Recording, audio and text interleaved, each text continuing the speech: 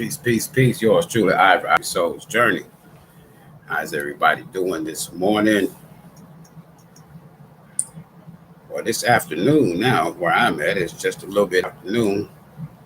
So, how you doing, Andrea? How you doing, Rapid Growth? Y'all doing okay? That's good. That's good. That's good. See here for you this afternoon. See what we got. See what we got. Nikki, what's going on? Good morning. Good morning. Good morning. Grand Rising.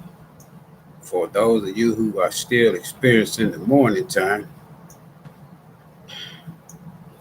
we'll see what's going on in this here discussion on today. See what's going on. Michelle, how you doing? You doing okay? I'm doing great. I'm doing great. I'm doing great. Vastella, good morning. Great day, everybody. I'm doing all right. Let's see what we got for you this Monday. Start the week off. Very, very interesting discussion this morning.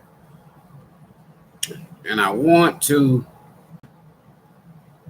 give you a brief and not the full 100, but enough that you can get a grasp of what I mean about the soul's journey.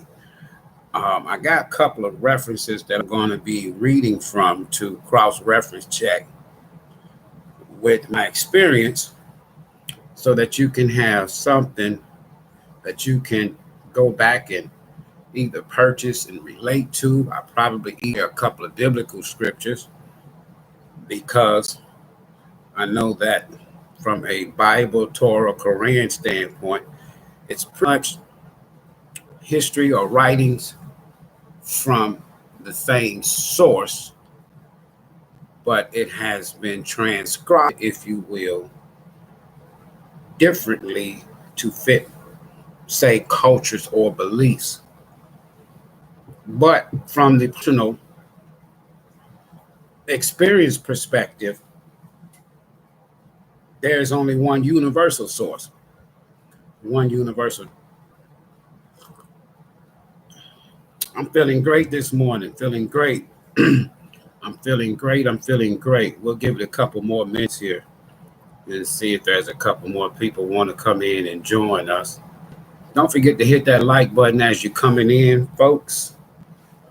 That would be nice. And while everybody is coming in, don't forget,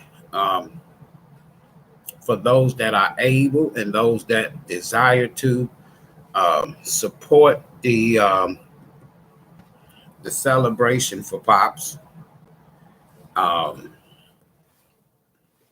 I don't want nobody to think that I'm coming to beg. That's because me personally, I don't even like asking for anything. I'd rather sell somebody something, offer a service or something like that, because we sometimes as people, we have this tendency to feel like in order for me to do something, I got something in return. And I'm not saying that that's the case. Some people just have been supporting out of, as you say, as we would say, the kindness of their heart. Nevertheless, we're going to go ahead and get started. The last tier, we're going to talk about this last tier here in a second.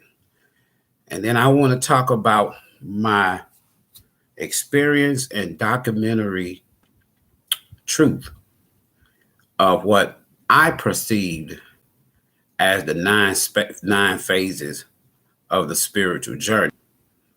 And this phase starts while a person is still, quote unquote, alive. All right. So this is a story about death or transformation. Now, from a tarot perspective, you have the death card, and it simply can mean, hey, Monique, sister. And that death card can simply mean end.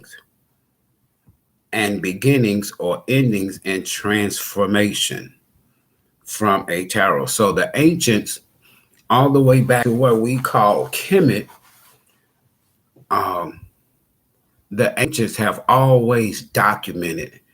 And the one ancient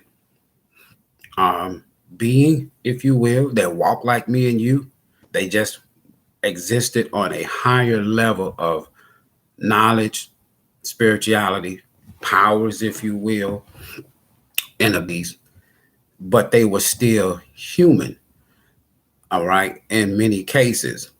And that ancient being I want to refer to as thought, or Thoth, or Tahuti. So that's one thing that you can kind of put in your conscious back there. All right.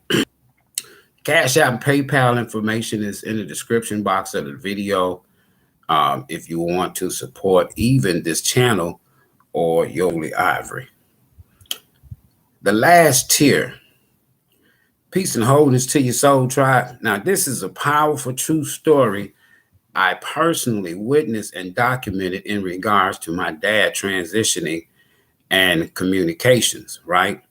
So it's real that I was left speechless until I received inner strength. You understand what I'm saying? That entered into the soul space, if you will. So there's so much to say, but I'll give you a measure of this experience as I continue to communicate with the afterlife soul. In short, there's 9 facts and truth that I personally witnessed with my own eyes, right? That I personally witnessed. And it's powerful. It's very powerful. So I documented what I witnessed and what I saw to the best of my ability in communication with, if you will, the deceased or the transcended, right? Firsthand knowledge and visual. So I'm not, no, this is not a channel. Hold on for a second. We had a hacker to come in here. Hold on, Monique. I had to do the same thing with a couple of other people. I had to do the same thing with everybody. You're always going to have these stalkers. So, Monique, if you want to, if you make one more little quick comment so that I can make sure that the tool is still attached to your name. Hopefully this will, thank you. Hopefully this will help others that will be faced with the same experience that I just witnessed with someone else present during this process. And hopefully you will enjoy and be inspired by what I'm about to share with you. All right. Because it's important. It's very important. So we're going to go to some references here in a little bit. But to go ahead and get started, let me say this here to y'all, folks. What I mean by the last tier. One of the last things while I was in the ICU with my dad was, as my dad began to transition into his afterlife, the last thing before his last breath was one tear that came from the left side. It didn't even go all the way, and it stopped about mid-cheek. Okay. So I'm going to talk about this here because I'm documenting this as in my book as well. So some things I'll share, but it's very, very detailed. Now, one of the references, there's a couple of references I'll use. And the only reason why I'm using these references is so that you can have something that you can go back to and kind of peep at if you want to. And of course, there's going to be the book that we call the Bible. And then I'm going to use some references from a powerful teacher that we know as Billy Carson, that I've been somewhat communicating with. Now, however, this is a true story about death and transformation, or death and transitioning. And so 9 of these here highlighted phases that I'm going to talk about briefly is the phase of suffering, the phase of awakening, the phase of breathing, the phase of the smile, the phase of the tear, and the phase of release, the phase of transitioning, the phase of journey, and the phase of communication. And basically, what I mean by the phase of suffering, the word karma, you can yeah, I know you did, but it's there. Um the phase of suffering. Let me say this to you folks. We all here as divine human beings having a divine human experience, but we're divine spiritual beings first, experiencing a divine human experience. And here on uh, uh, uh, this this place we call planet Earth, here on this place we call planet Earth, if we go back to the origin of your how can I say, of your origin, which is your Mer. We'll talk a little bit about the Merkaba in a little bit, but uh, uh, the tetrahedron. But when you really think about the Mer aspect of the Merkaba, whereas it talks about light, that is, light is the essence of everything that exists along with energy. So we'll go a little bit deeper, but this here phase of the suffering, in which I phrased it and termed it as karma. Now, I'm not talking about bad luck and good luck. I'm talking about actions. And for every action, there's a reactions or lessons, because for those that have followed me know that I refer to them as simply lessons. And for every decision, choice that we make in this life, all right, it has a reaction or it has an effect. And the ancient thought or Tehuti, and in the Greek Hermes, he documented this, right? He documented this. So, in terms of my dad, the last 9 days, each day was like a sped up process that I observed. So each nine of the last 9 days, each day was kind of like the equivalent of 30 days or 1 month. You ever heard people talk about, when they say quote unquote dying or what have you, and they can see their life flashing from them. They can see it's like, now from a religious standpoint, which is really not true. And if whatever you decode what they're saying in the books is taken from an original source, in most cases, that source would be the temples in the Valley of the Kings, all right? To whereas all this information is compiled because all of your big three religion, whether it's Christianity, Judaism, or Christianity, Judaism, or Islam, they all got their knowledge and their information from this particular place, Kemet, or we call it today Egypt. And the people that are there now are the original descendants of that land. Make this perfectly clear. They are only there by way of being invaders. Now,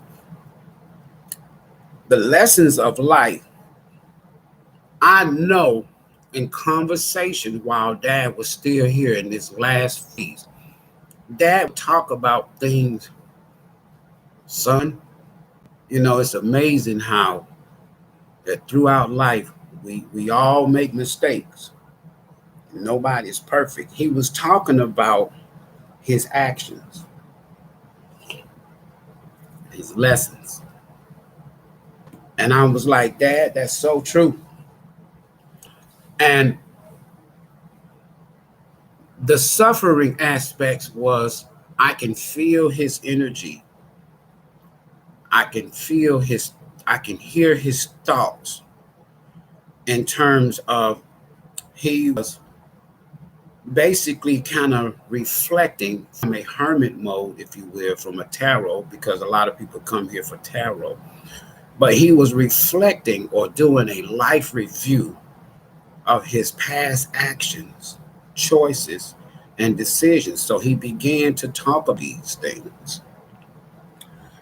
And what I mean by the suffering is it's more of a conscious suffering than it is a physical suffering, because once you have lived an experience, you suffer from that experience once. Now you come back, reincarnate, and you don't learn your lessons from the past life, then you will enter into that same energy of suffering at some point in time in your life, meaning that you're going to repeat the same lessons.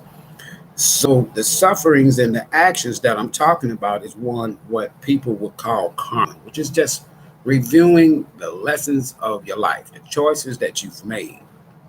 And in this here next phase, briefly, this awakening is basically knowing or aware of a higher consciousness that began to talk about things that he didn't talk about when he was going to church, right?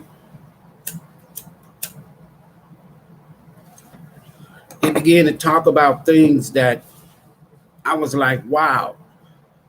So he has this higher level of knowledge, yet he's transitioning. So he was seeing something. And what I that and in the phase of the transitioning, all of us, every single last one of us, and these 9 phases, like I said, in each one of these phases, each one of these 9 days was like the equivalent of 30 days for each day. So in calculation, me being a number synchronicity being, in other words, I pay attention to numbers. It's almost like being reborn or going back to like a innocent or a childbirth phase, meaning when you come out of the womb of your mother, you are in this innocence, right? And that cycle in which the mother, if you will, or the body or the soul in this avatar phase in the incubator is growth, right? And so they say it takes what? 9 months from a natural, no complications standpoint to give birth to a child. So at the end of our life, I'm just talking about what I've visually seen and documented. Those last 9 phases is the equivalent of a whole new birth, a spiritual birth. And in this awakening phase, too, knowing or aware of a higher power or a higher consciousness psychologically, because he began to talk about things that I know from being around him on a regular basis. He talked about when he was in his third dimensional mindset, meaning that his belief system, his religion. In these last phases, he never started speaking about God. It's like he stopped talking about God. So I knew that there was some sort of higher level of consciousness or awakening, if you will, which is another phase that I'm talking about now. He was on a whole totally different spiritual plane or a totally different mindset, because it began to even affect his next phase, which was his breathing. And I would always talk to the universe. You may say, or I say you, if I say universe or source, you may say from a religious mindset. Until you go through the phases that my dad went through from a religious mindset, you may refer to this as God. Right? And we'll talk about that later in another video.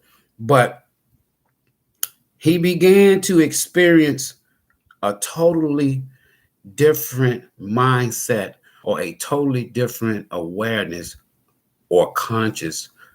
And this was part of his awakening spiritually before he transitioned. So his breathing, or the life source that connects us, like Dr. Sabi would say, it's not so much the sickness or the disease that kills you. It's when you stop breathing and you take that last breath, you're gone. Because if you're not breathing, you're not here. Medically, you are medically gone. You are medically dead. But the body is still not gone. Totally.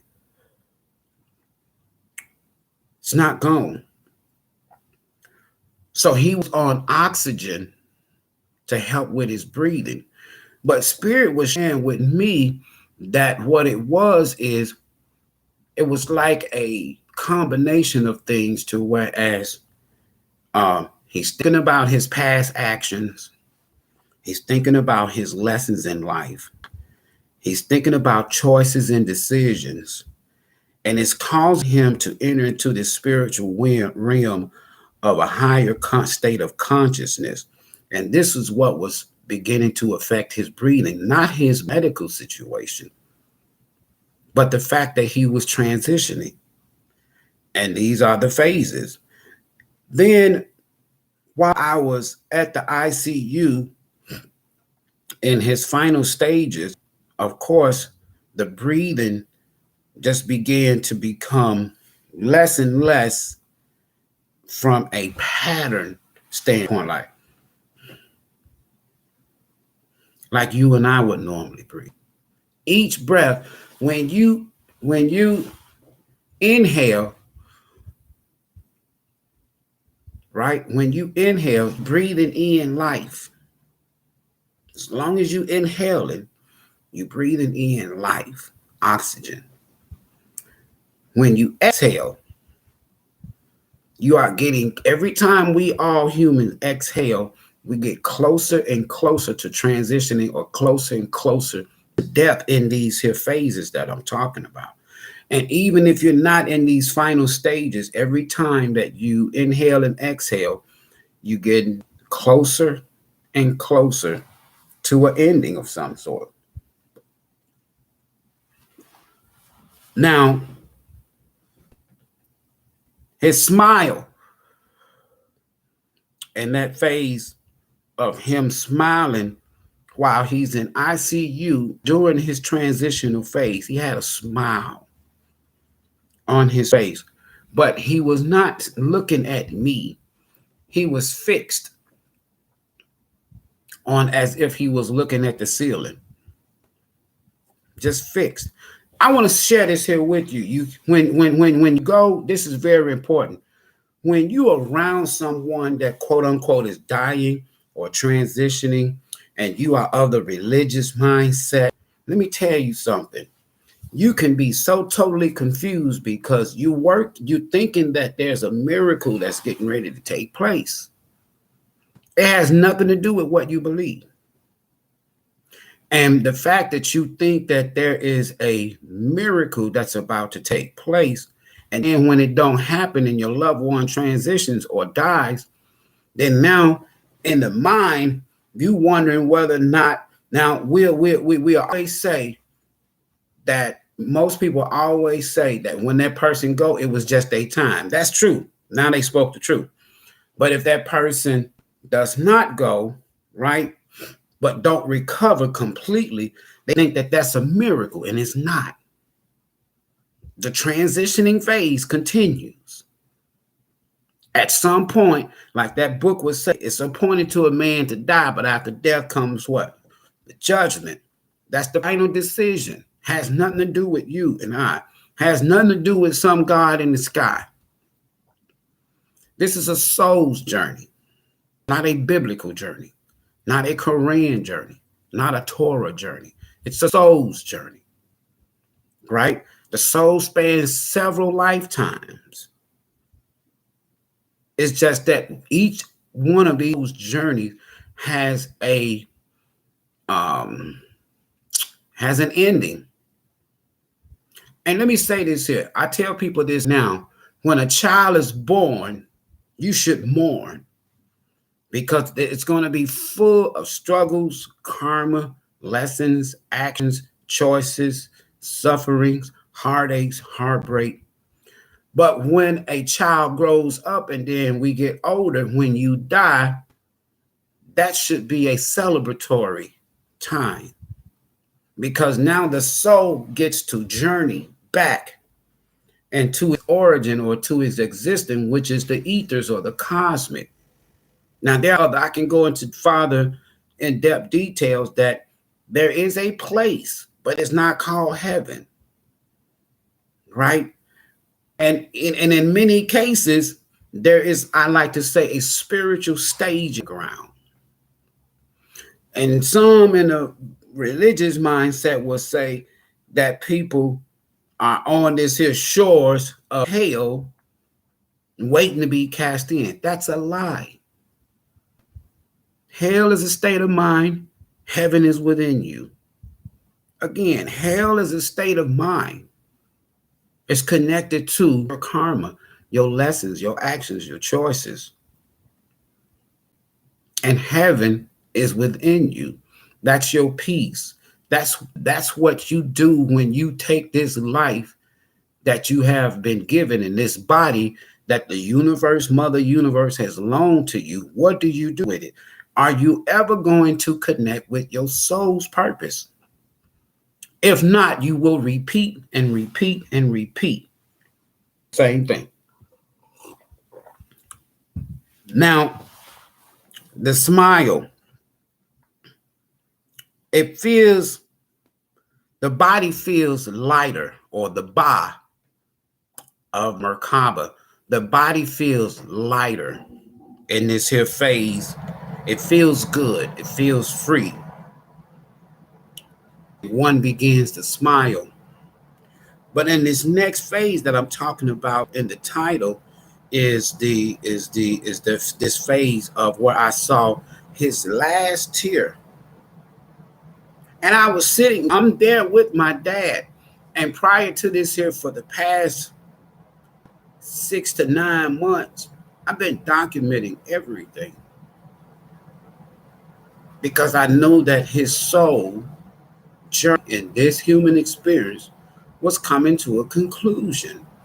I was at peace, and at first he was not.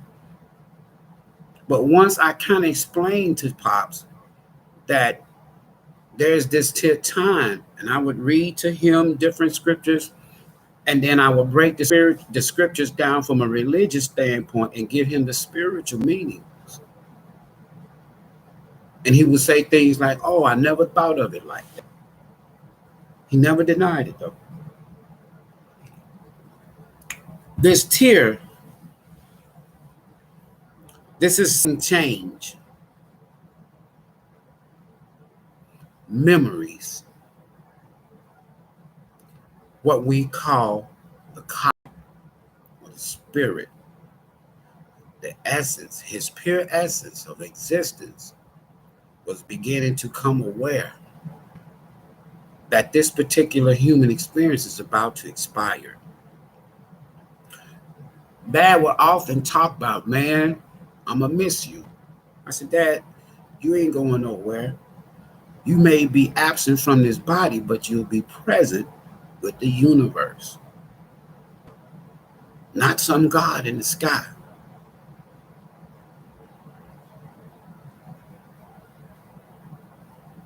And he would sit there and he would think. So his spirit or his heart was sensing there's about to be this permanent change in this 3D. And he began to talk about memories. And this is what sometimes will cause him to tear up. As he got closer towards the end, if you will, of this here human experience, while he was laying there in ICU, he wasn't talking. And let me tell y'all something. I shared with the doctors and the nurses in the ICU. I don't want nobody in here. If they come in here, I even told the chaplain. He asked me, um, what's his faith? Is he a Christian? Is he a believer? I said he's spiritual. He says, oh, I understand. Good, you understand. Because you can't crowd the mind. Because mind and the heart, the light, the spirit, and the body is beginning to process something that is preparing that soul for transitioning. And so now the mind and the body does not want to talk about foolish things.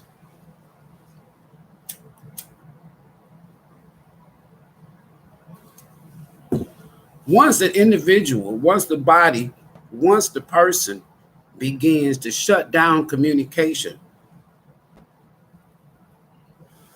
with the mouth, it's because of lack of oxygen. It's like you're trying to save your words because the breath has become priceless. So you want to be careful with what you say.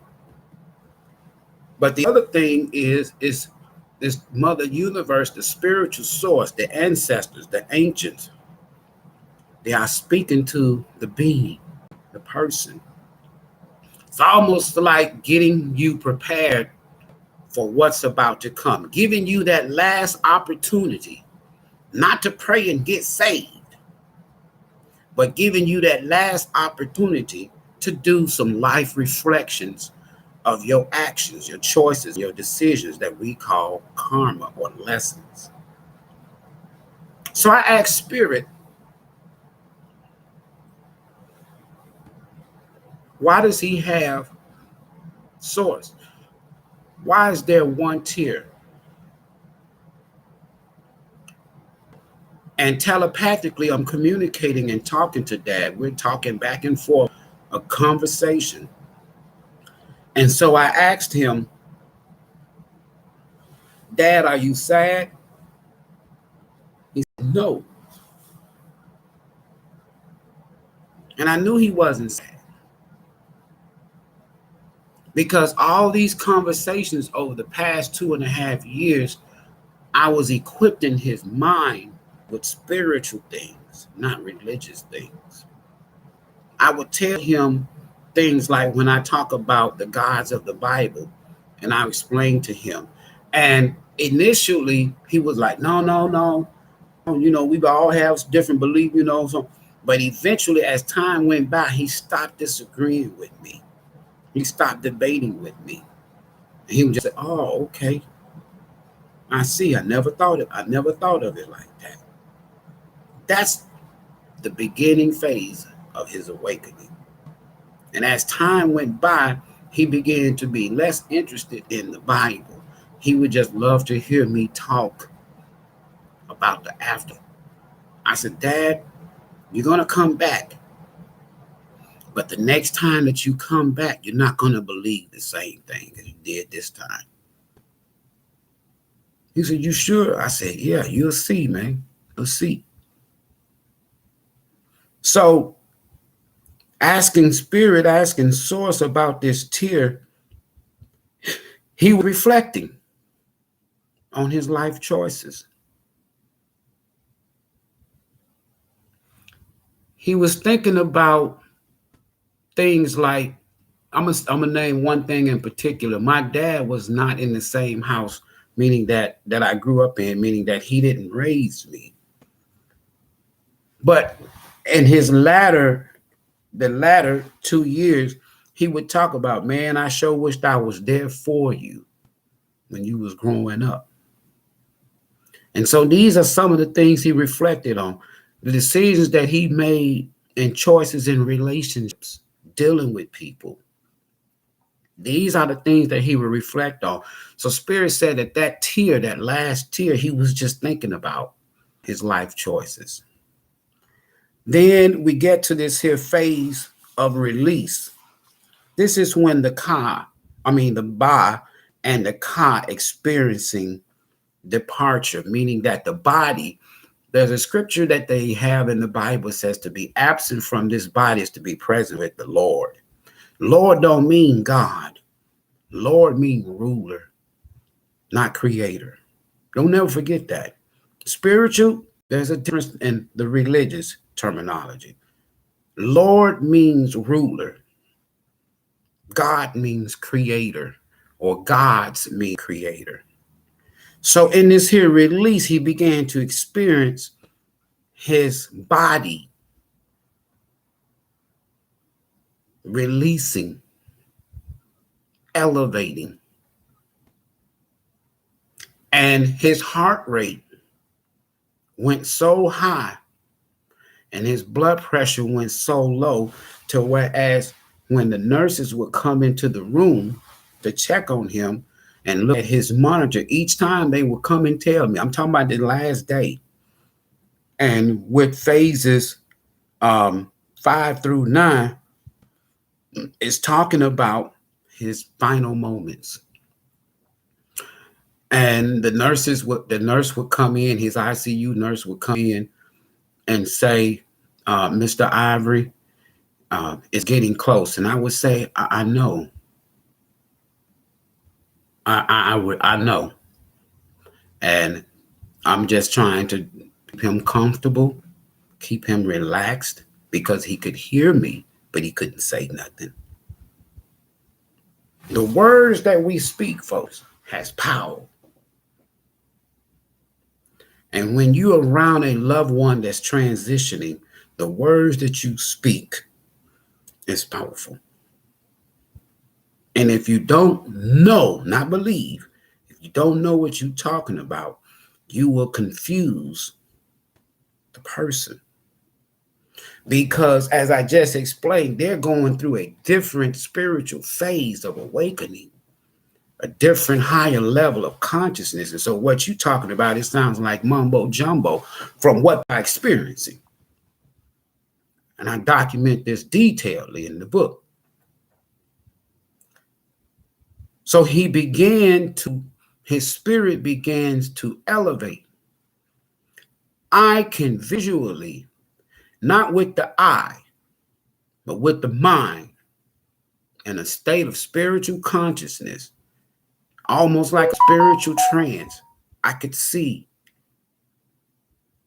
his ha. I could see his myrrh, or his light, his essence, began to become brighter. He was glowing in the bed. And this is why Mother Universe, my ancestors that was in the room present, was explaining to me what was going on. And I wrote.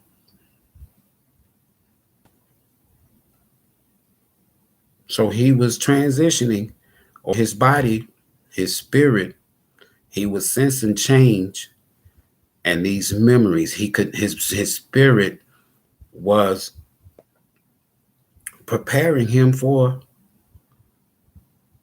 the next to the last phase, his soul's journey. And in the phase 6, his transitioning, let me tell you something. It was powerful. It's because the first awareness, the conscious awareness, the pineal, we call it the third eye. This is the soft spot at the top of a baby's head. That's processing. That soft spot is the reminder from whence they came. Right? So there was in this here sense of knowing that he was gone.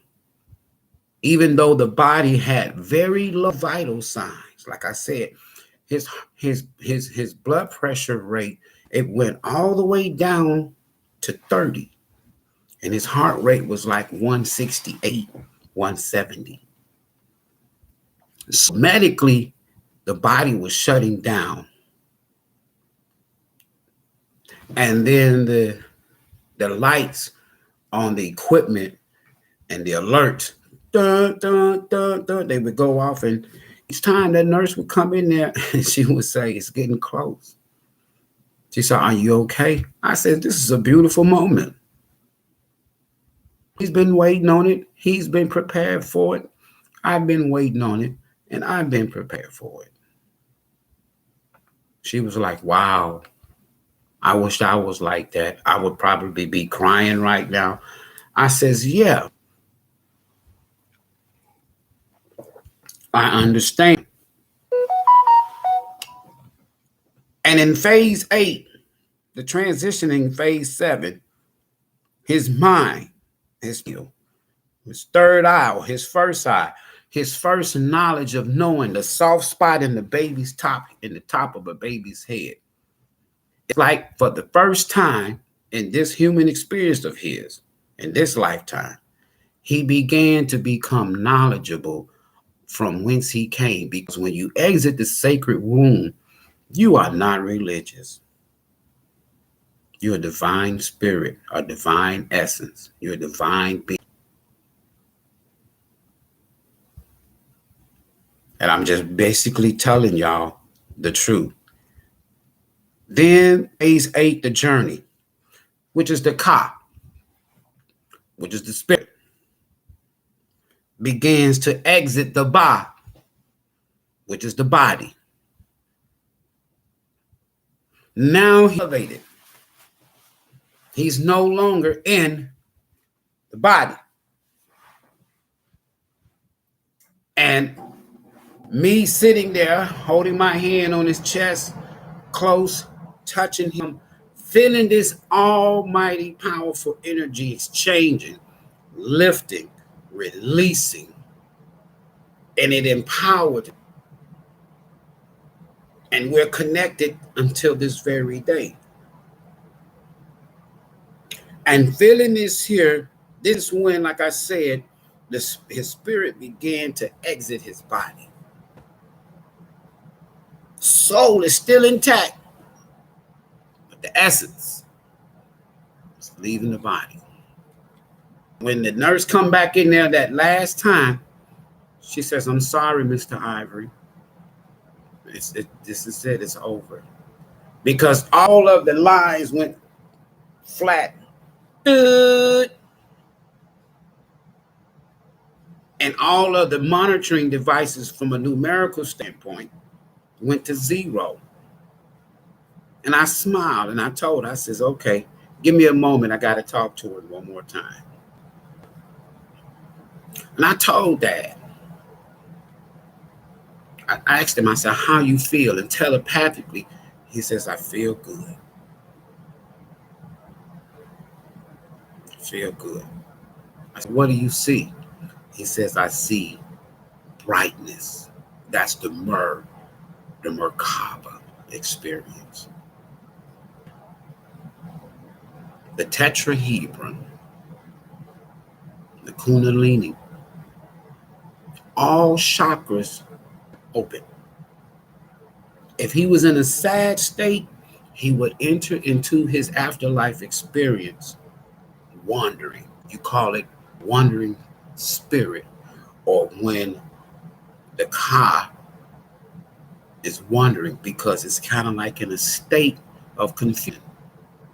The mind, the brain continues while his or his spirit, his ka, has been released and elevated. But medically, the brain is still analyzing and calculating. Right? So we held conversations. And I remember I asked Dad, I said, "Can you see me?" He said, "Yeah, I can see you." I said, "I can see you too." The conversation that I document in the book is it's a beautiful conversation.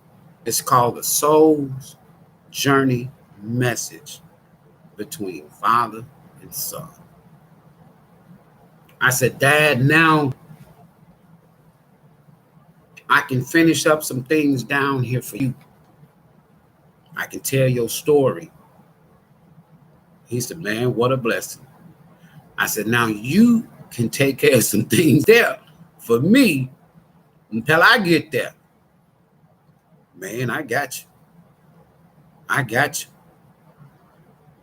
One of the first things that he told me, he said he wanted to go back and talk to my two sisters. See, there's 3 hours, the first 3 hours, there's strong spiritual communications. The first 3 days after the spirit has been released and it's on its soul's journey, those first 3 days we spent right here. That's why I didn't do no lives. I didn't come on talking or anything like that, because it was so much that he had to tell me. Put yourself in the mind when Jesus, say, died on the cross, went in the tomb, and supposed to have been in hell for 3 days. We know that's not true, but just take it for the story for what it is. And when he come back, for 3 days, he was around his disciples. But the first people saw him was the feminine energy, the women. He had reconnected with the yang. So those first 3 days was vitally important to me and to him. We prepared and talked about this. And he still, for those first 10 hours, was so powerful because the brain was still analyzing and computing and communicating, which takes me to the last phase, communication. Don't never think the deceased, if you will, the transition soul stops communicating. That's when the communications become more amplified and spiritual. And if I have family members, I remember when my sister passed in 2018, and her children all in the house, her friend, everybody crying and boo-hooing, everybody sad, yada, yada, yada, yada, yada. I'm smiling. I'm happy. So out of respect, I asked my niece, her oldest daughter, Veronica, and her mother was there in the bedroom on the floor. I said, can I go in there and talk to my sister? And she's crying. She couldn't even talk. She just nodded her head. Yeah, uncle. So I go in there, and for some reason,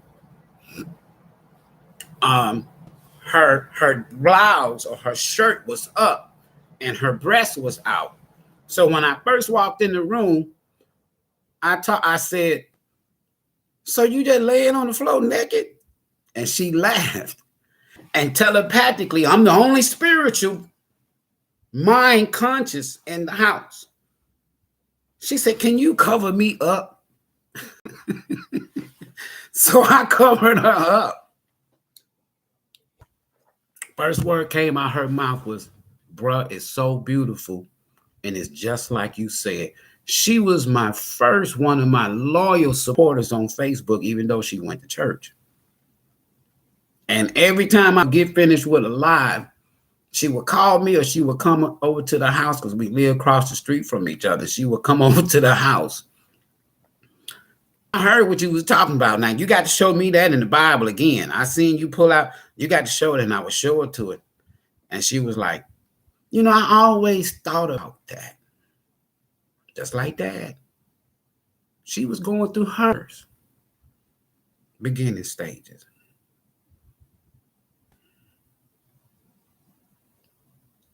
And so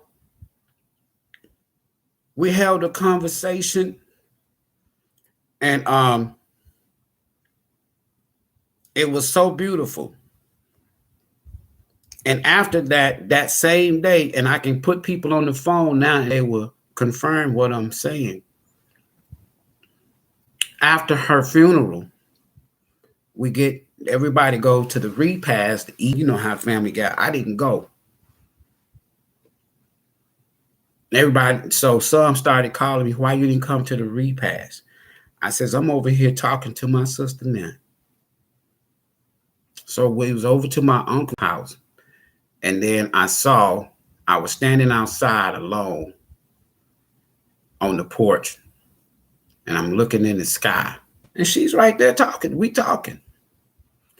And I said, Cookie. That was her nickname. I said, Cookie. You remember I was telling everybody in the live video about them two sons? She said, oh, you ain't got to tell me nothing, brother. I see them. She said, I see more than, I don't just see two suns. I see other planets. They close by because the eye light, your natural eyes, is limited to the frequencies or the other energies and beings that are around you because of block consciousness, block awareness. And so she saw this. So I said, hold on, let me go in the house. So I went in the house and got my uncle, my mother's oldest brother. I said, look, Unc, I want you to come outside, show you something. Now, don't be thinking that I'm crazy. He said, oh, shit, here we go. I said, come on outside, man. What you got? What you got going on?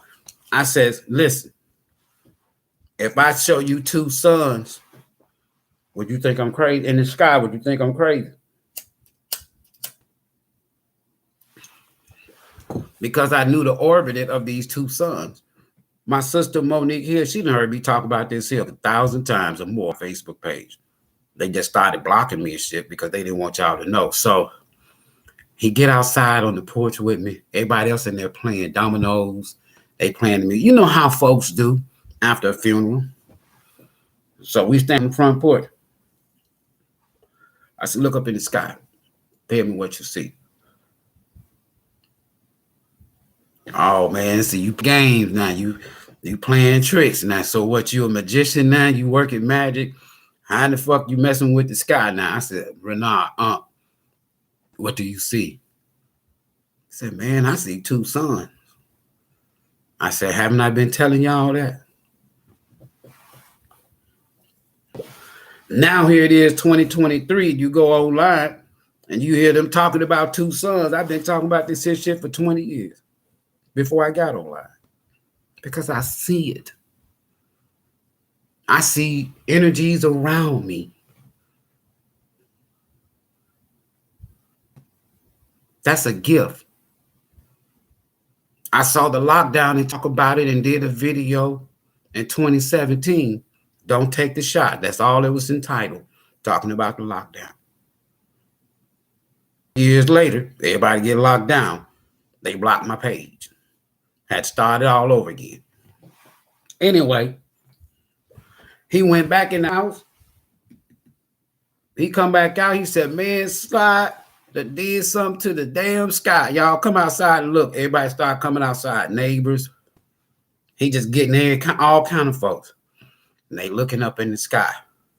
I said, all right now. So the next time I'm on Facebook teaching and talking about sun, don't y'all think I'm crazy, because now you see it with your own two eyes. And then I got in my car and I left. Phone blowing up. I didn't even answer it. But I still had conversations that I needed to finish with my sister, just like I did with my dad. Now, there are planets out above I tell everybody, keep your eyes on the sky. Because there are planets and there are two types of aliens. There are aliens that are man-made. And then there are your true ancestors that are real. And they are pissed because these damn heathens down here has been shooting down their crafts and taking these beings, trying to reproduce and clone them. I shared with people back in 2016. At that time, I observed it, and it was about 5.5 million people that were cloned. In the Bible, these beings, same thing. When it says things like, and the sons of God married or had sex and mixed, had children with the daughters of men, this is what I'm talking about. This is cloning. And they've been doing it now since the 50s.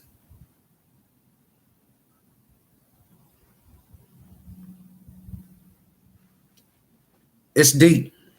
The communication, the universal language expressions in this final phase of your loved one transitioning.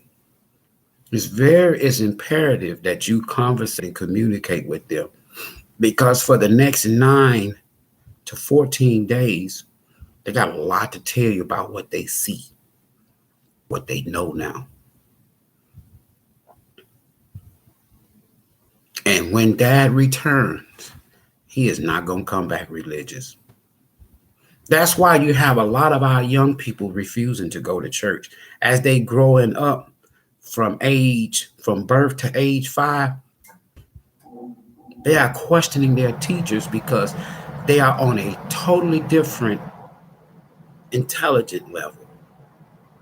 Things that they see and they have knowledge of before they exited the sacred womb, and on their soul's journey, they chose their parents. They questioning their parents. They don't want to go to Sunday school. These are your returned ancestors. My dad will be one soon. So for the next 9 months to 9 years, depending upon his death to Mother Universe, pertaining to your soul's purpose, he'll return. He'll return. He will return. And before he returns, he has a shitload of information that he's going to know and he shares with me. So I speaks for him down on this here plane. So first time, because I've had, other than my sister, I've had so many people that are religious in my family to where I'm even like going to funerals. My dad's not going to have one. There is no burial place. He's already gone. He's elevated. He's not in that body. And I told him, I'm going to keep you right beside me, your remains, until you return into another body. And we'll connect again. Let me go further. There are 3 attributes of what they would call God in the Bible. Or when they say things like, let us create man in our likeness and in our image, that's cloning. The story of Jesus is based on the sun and planetary alignments. Jesus is either thought or Jesus is the son of thought, Tehuti. Thought for 36,000 years, he exists on this planet. Yes, he did. And for 14,000 years, he ruled what you call modern day Egypt. He's the one designed. The Atlanteans is an advanced civilization, and they left their mark all over the planet. They left their proof of their existence. These 3 attributes, omnipotent and omnipresence. These are 3 attributes of God. And people love that. God is omnipotent. God is omniscient.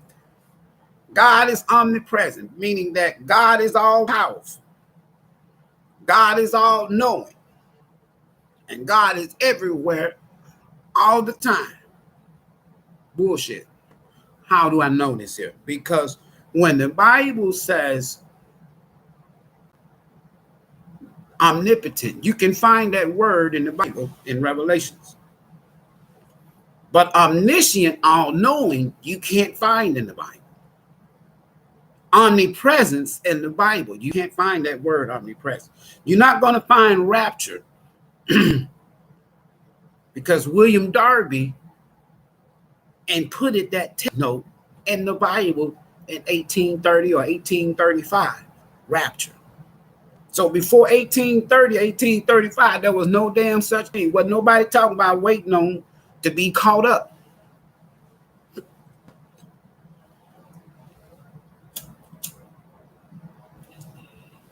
So if God is omniscient, all-knowing, why does Matthew say, no, Jesus says, no man know the day or the hour? But I thought Jesus, God, and the Holy Spirit was all one. How can Jesus be all-knowing and God be all-knowing, but then Jesus come right back and said, no man know the day or the hour? Me and the Father is one, but I don't know. He going to a place up in the sky, but he said he can't tell you. Because why? He don't know. You know why? It's a big-ass lie. Omnipresence. Listen, the kingdom of heaven, according to Luke 17:21, is within you. You create heaven, your heaven down here. You live in your hell down here.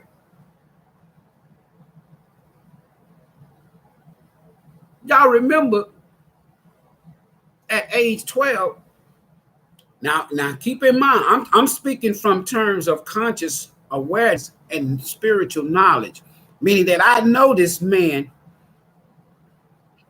Christ consciousness exists in you. You are the second coming. Your second coming is your awakening to who you are.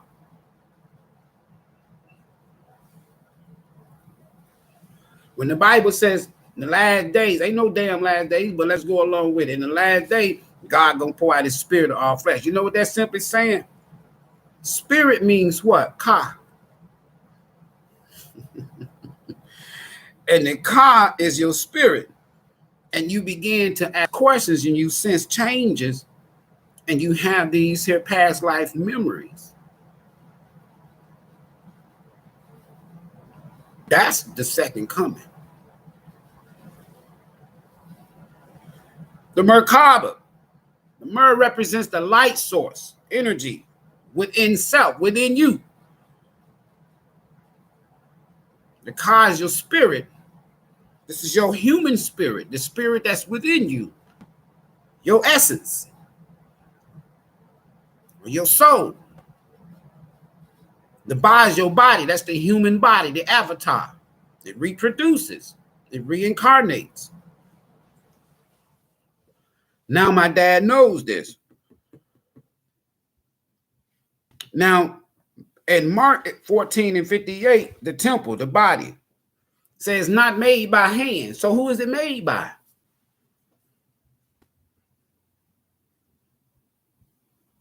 Who is it made by? Jenny or Jinn, when the etymology of Jinn is earth. The earth, daughter earth. Isis or Isis. This is a female being, humanoid. But this human being, when it says that the daughters, this is also like Ma'at, when it says that the sons of God married the daughters of men. So this is the mother of the earth. Mitochondrial DNA. This is where you get the word of Genesis, meaning original, beginning, or origin of this here new Homo sapien, alien, if you will. Because when Jesus says, I'm not of this world, I didn't come from this world. Now, if you go and look up the word alien, it'll tell you that it's a being that's not from this planet. Anybody, any being that is not of this planet or say they are not from this planet, your Webster, your Oxford Dictionary, your scholars will tell you that's an alien.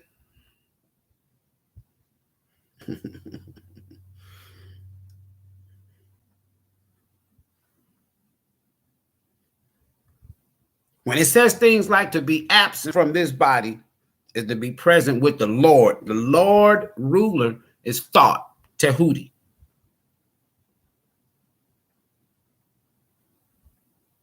There's three gods in creation in Genesis.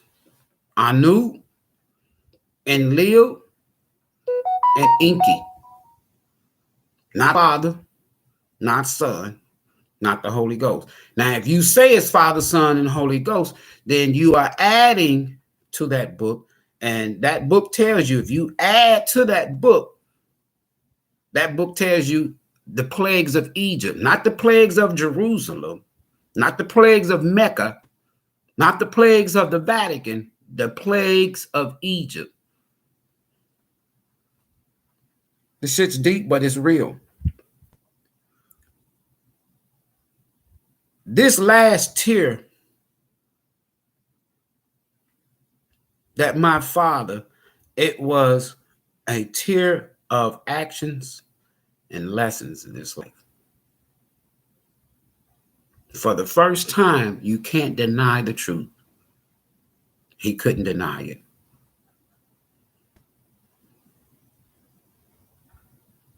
And each and every last one of us. Now, if you go through this awakening before you transcend, you become so powerful that you become a detriment to society. They don't like you. You become a threat.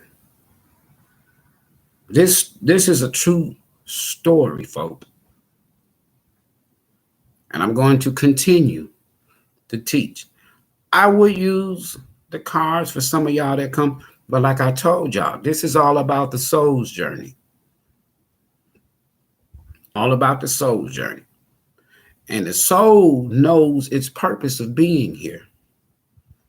And when you block it with things like, you are given three things more, but I put emphasis on three things that you're given when you come out of the sacred womb of your mother. The parent, the portal that you chose to travel here. You're given three things. You're given a name that you don't know about. It don't fit who you are and where you came from.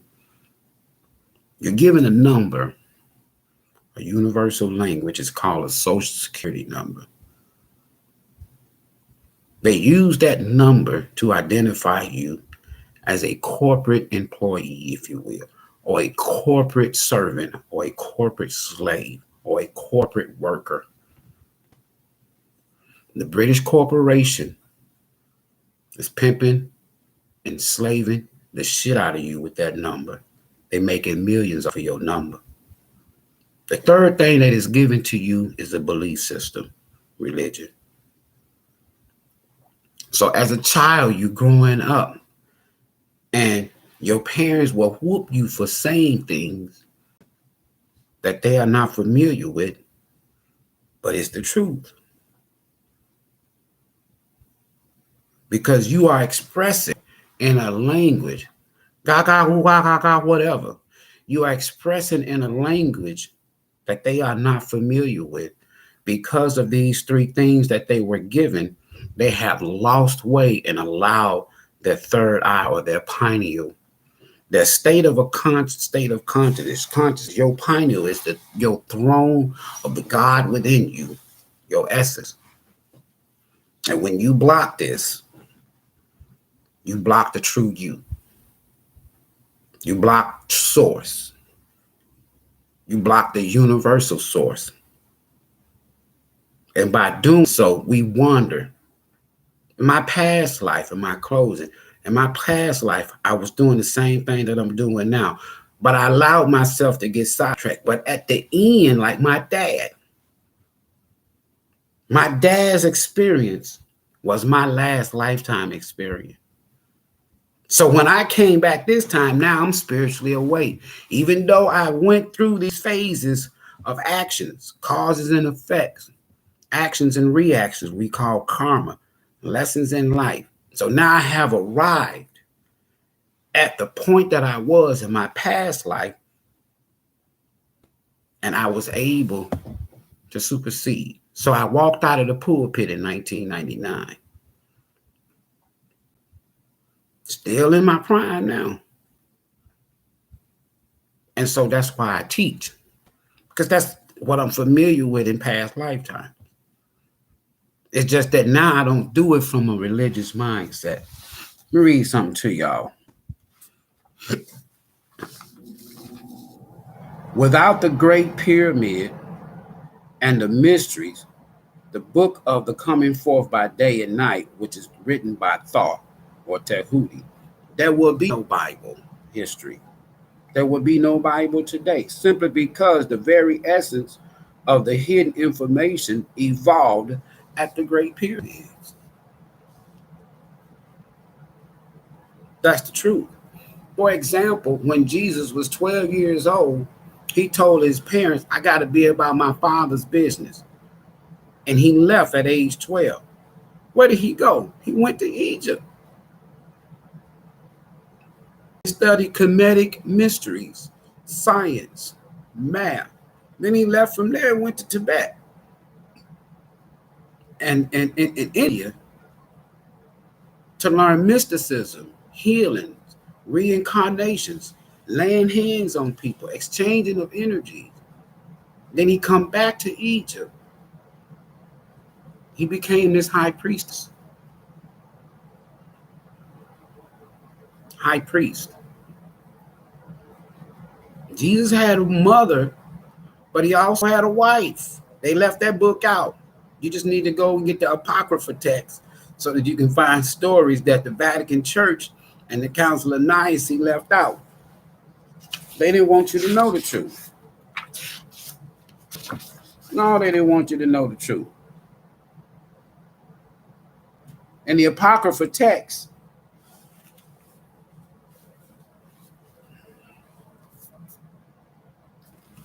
it says Jesus was a student of Egyptian or Kemetic mysteries. He taught reincarnation and meditation.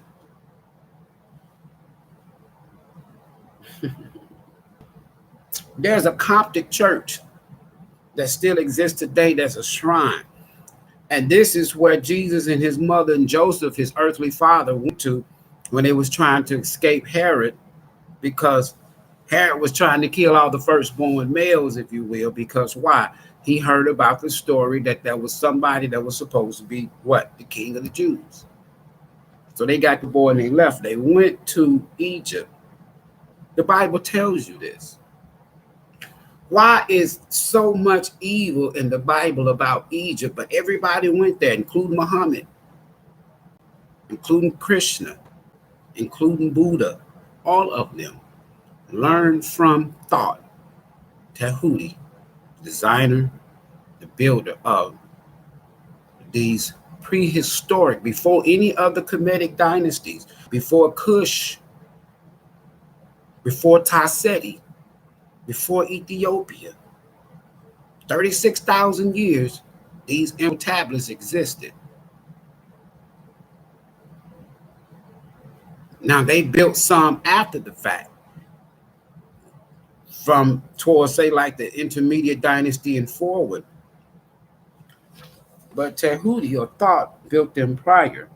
The Council of Nicaea in 325 AD omitted the information from the canonized Bible. I have that as well, right? Now, this biblical story of the birth of Jesus is about the sun and planetary alignments. Remember, there was these three wise men from the east, if you will. That was from either India or Tibet. And they came to give him gifts. Well, it's talking about the three planetary stars we call the Orion's belt. That's on the belt or the waist of this here astrological body of stars and planets. When you see the word SON, Son of Man, It's really the S-U-N. And the Son of Man is the one that taught Jesus to who talk. Listen, let me go a little further.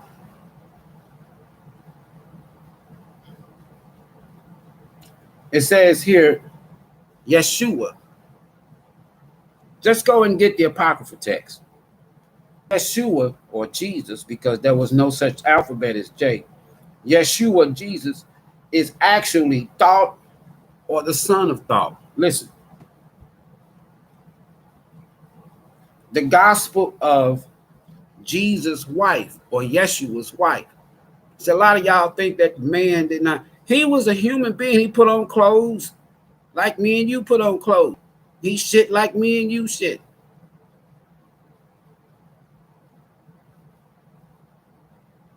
It's just that he didn't tell you that Jesus was coming back. Christ. And Christ is a consciousness. Now, he was down in Egypt. And so when he left, after he come back from Tibet, and he come back from India, and all of these mysteries that he learned from thought, Tahuti, and all these things that he learned, mysticism and magic and healing and reincarnation, laying on hands. When he got back to Egypt, he was spiritually elevated to the priesthood. Then all of a sudden, he comes right back into Jerusalem on a damn donkey. And they was throwing those pomegranates, Hosanna, Hosanna. He's 32 years old. Nobody talks about the 20 years. How do I know that? As a former pastor behind that pulpit, I didn't talk about the 20 years of Jesus' absence from the scripture. Because they're not going to tell you that shit. They took that shit out. Oh, I got it now. Not only I got it. See, we know that in Genesis, this is the book of Enoch. We know that in Genesis, God kicked Cain out of the garden.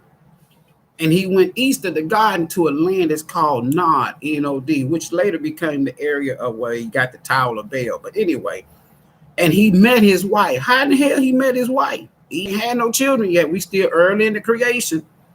Adam and Eve ain't had 2 boys. So where did he find his wife? She was an Atlantean.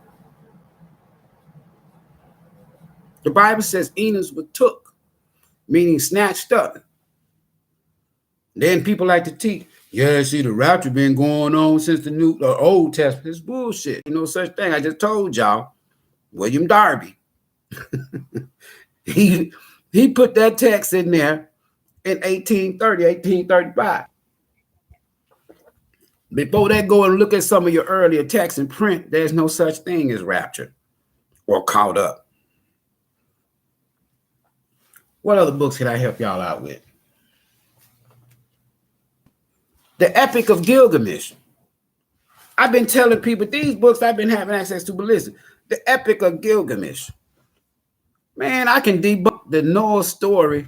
The damn man ain't built no damn boat.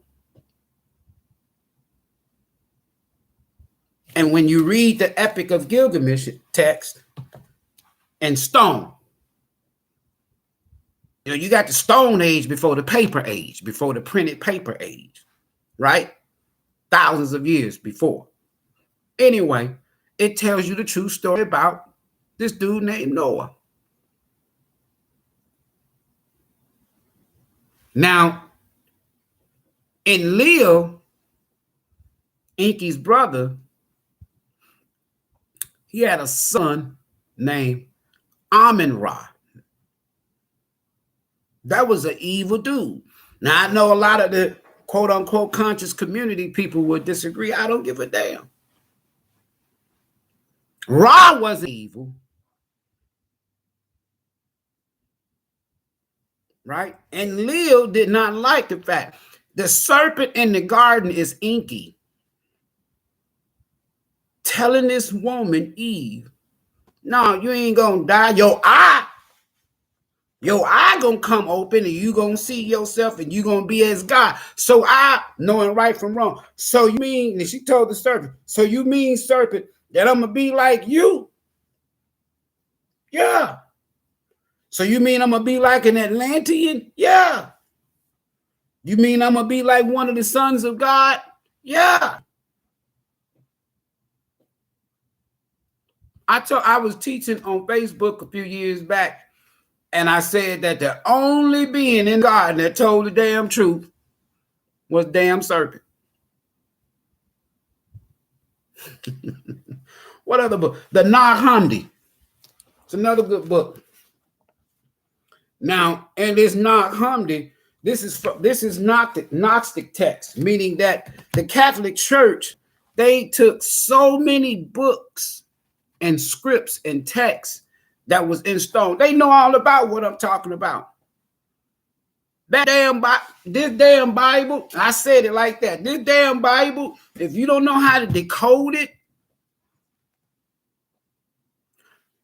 the Bible is written in a code, folks, to brainwash you. And that code name or style that is written in to brainwash you, I have coined it and called it typologyism. Typologyism. You know, when you get the root word typo, meaning that you make a mistake, you send a text message and then you're like, oh, damn, that ain't what I meant. And then you go back and you retext it again. You says, my bad. And that's a typo. This whole book is written. There's a lot of good in this book if you know how to decode it. But you got to come up with the real characters. And those real characters are going to take you back to older texts, papyrus, scrolls, and jars hidden in caves because they wanted this truth to be available to me and you now. This is the spiritual awakening. This is the second coming, your conscious awakening. They didn't want you to read that stone. They didn't want us to interpret this stone, but it's been done now, goddamn it. And the awakening is upon us. Now, religion, they see that we done woke up from that bullshit. Then they hit y'all with politics and other bullshit. They got you all messed up with that. Last but not least, they done gave you what's called AI. Anytime you hear anything that starts out artificial, that should let you know right there that shit ain't real. Artificial intelligence, fake intelligence, fake information, and y'all are hooked on artificial intelligence.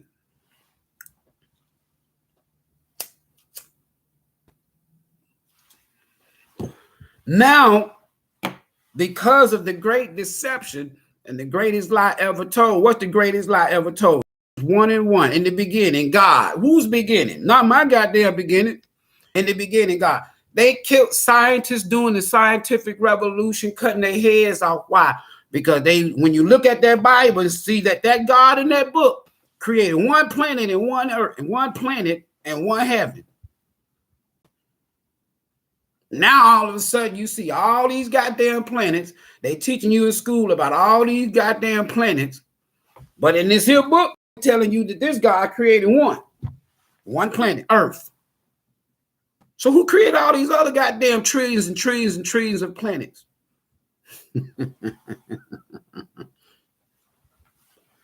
Right? America, I told everybody years ago online, and even before I got online, this country is corroding from within. It's finna fall the fuck down. I'm ready for it to fall because there's a conscious restart and reset. A lie has an expiration. The truth is eternal. Let me say that again. All lies have expiration. The truth is eternal. So these lies have come back to hunt America, Europe, all of them. There is no heaven in the sky. You are not going to get no fucking mansion. There's no Streets paved with gold. They can't even fix the damn pothole down here. Your God is not going. If all these gods exist, hell, there's so much fuckery going on the planet. So you mean to tell me, just like, so in other words, God of the Bible got into a fight with a being that he created called Lucifer. And then all of a sudden, this here dude he created called Lucifer deceived with bullshit, just like they deceive you now with bullshit. He deceived, according to them, a third of the host of heaven. So this God is omnipotent, meaning all powerful. Why couldn't this God destroy these goddamn fools, if you will, before you go and create a new planet, a garden, a paradise, and put 2 humans in it, knowing that you got a damn Lucifer, a fool, and a third of the host of heaven? Angels are nothing but aliens, beings from another planet. So now you just gonna let this fool make it down here to the planet, and then your sons that you created up there, you're gonna let them come down here and have sex with women, and then get mad. You omniscient. I told y'all about the attributes, all-knowing. That's why omniscient is not in the Bible, because why? The God of the Bible is not all-knowing. If the God of the Bible is all-knowing, then that God should have known that, wait a minute, I didn't think this shit through.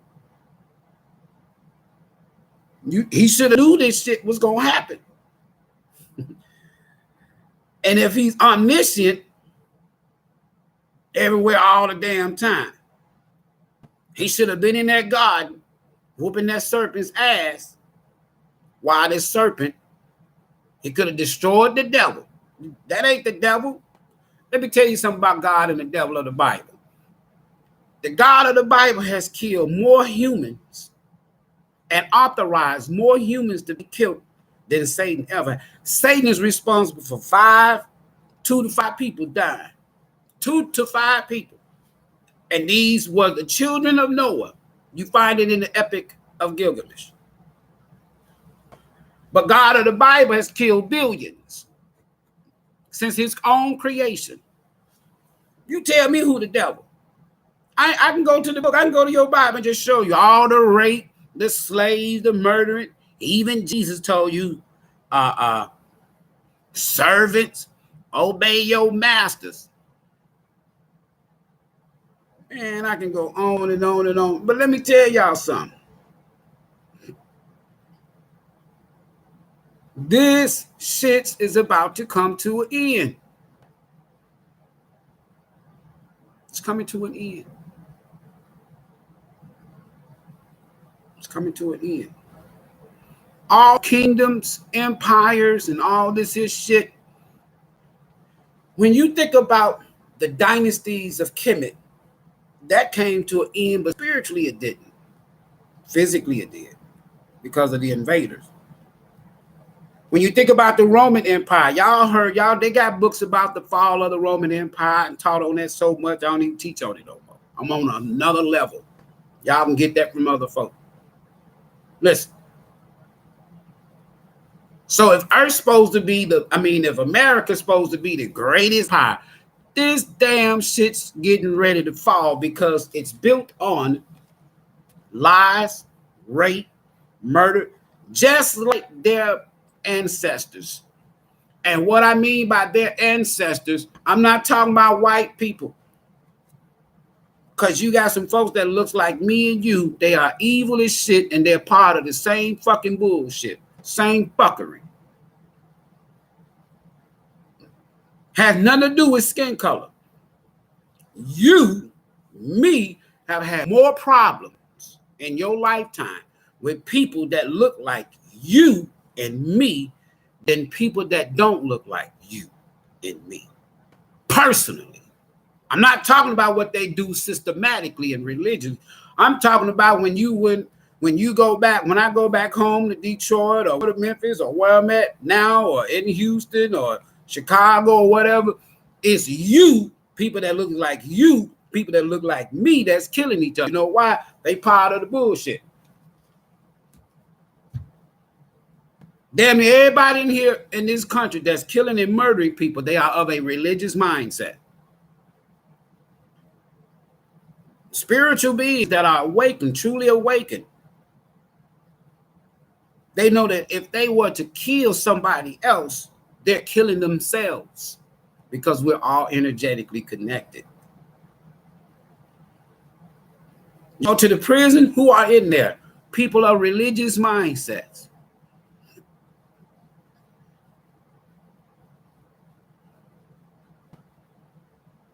Jesus, as you were taught, never physically existed.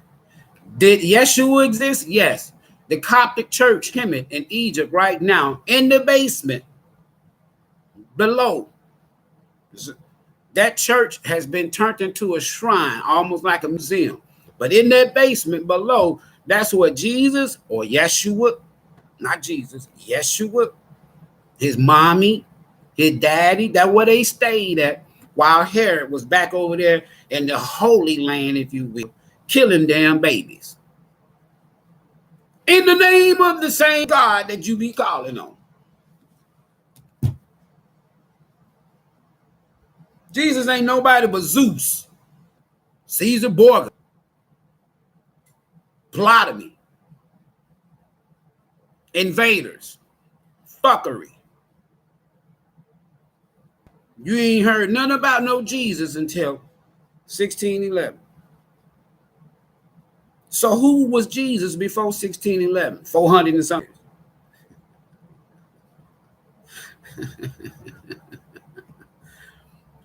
All right, y'all. Put something in Pop's bucket. Support. I get so much now. I get more. It's like Pops has equipped me with more information firsthand. I ain't got to go to these books. It's so beautiful. I'm not. Do I seem like I'm sad and crying and shit? Boo.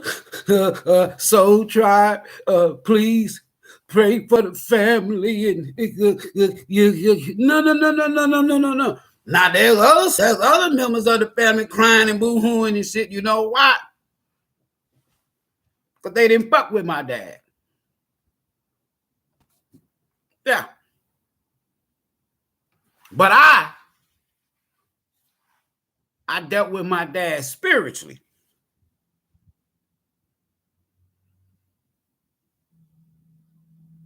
With my dad spiritually. And I told him, I says, man, when you transition, when you get into afterlife, when your soul is journey, let's keep this line of communication open. And in this lifetime, he said, you got it, man. I got you. I said, you got my back? He said, yep. He asked me, you gonna have my back? I said, yeah. So then when he transitioned in that hospital room, he told me, man, I got so much to tell you. It's a lie. It's nothing like. It's everything you've been telling me and more. I said, I need to know the more. Tell me more. I'm not scared. He around. I'm not scared. Talk to me. Right? And before he do that final journey, if you will, where he goes in this preparational stage to reincarnate, I got 9 months to 9 years to holler and talk to Pops. And shit that I've been telling people for years, not only it's been confirmed by others on social media outlets, it's damn sure been. I got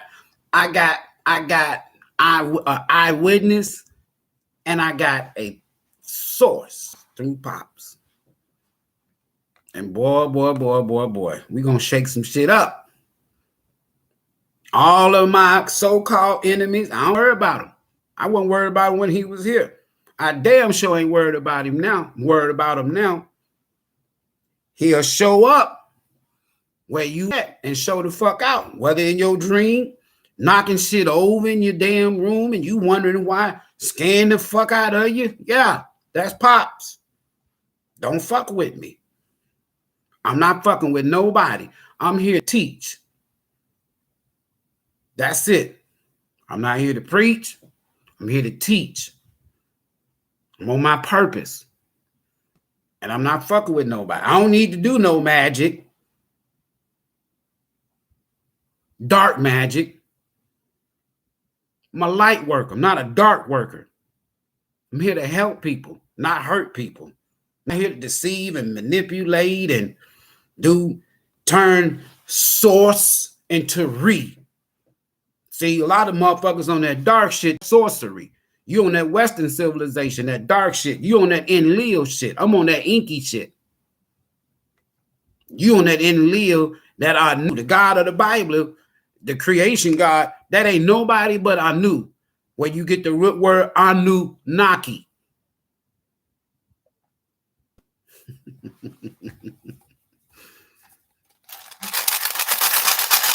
Put something in the bucket for Pop's celebration. Coming up on the weekend of the 18th. His solar return is the 18th. If he was still here physically, oh yeah, we're gonna get down. Ain't gonna be no funeral now. Ain't gonna be no repast. We ain't going to no cemetery. We ain't finna shout there speaking tongue. Ain't gonna be no boo-hooing and crying. Those that want to boo-hoo and cry, that's fine. I'm going to pay my respects because I told him I would. He talked about the soul tribe all the time. He would sit right here physically in his chair while I'm live. And every time I get through, boy, you be teaching, boy, you saying some good stuff. You making me think. Yeah, Pops, keep thinking. Yeah. So support the celebration. Support the memorial celebration. You know, all of us can participate because the information that I'm giving you now, some I've been saying for years, some is new.